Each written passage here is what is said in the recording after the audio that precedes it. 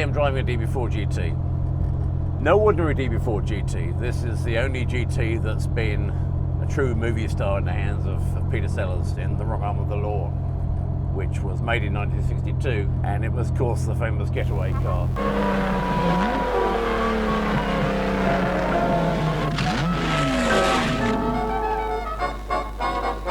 Ealing comedies are kind of a way of life in the UK during the early 50s onwards.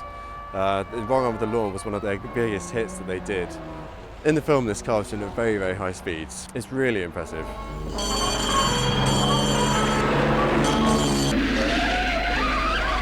Wouldn't you go and join your boys, Inspector, be in the kill? Peter Sellers was one of my all-time heroes, and to drive in the same seat as Sellers, that's a really, really special experience.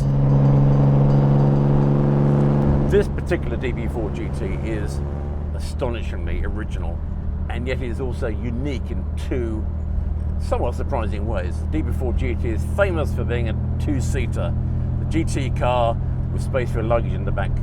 But this DB4GT was actually built with two occasional rear seats. So that's a surprising feature of this car, and of course it's one that came in useful for the film because they had to get a third person in the movie for the getaway scene. And of course the second unique feature of this car is it is the only DB4GT to have been fitted with a 4-litre block in period, making this the most powerful and most torquey of all DB4GTs ever built. So here we have a DB4GT that's matching numbers and an engine that is extraordinarily special, and one that you will not find in any other DB4GT in the world.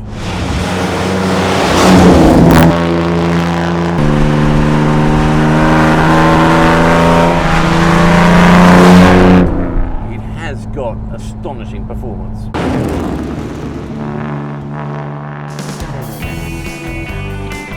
So in the early 2000s, this car was fully restored by Bodylines and Spraytech. They've all of the sort of major Aston Martins that you know of that were restored in the 80s and 90s. They're usually done by Bodylines and Spraytech or RS Williams. And all of these people have been involved in this car. So they're some of the most respected names out there. This one, I really want in my garage. It's a Sellers car.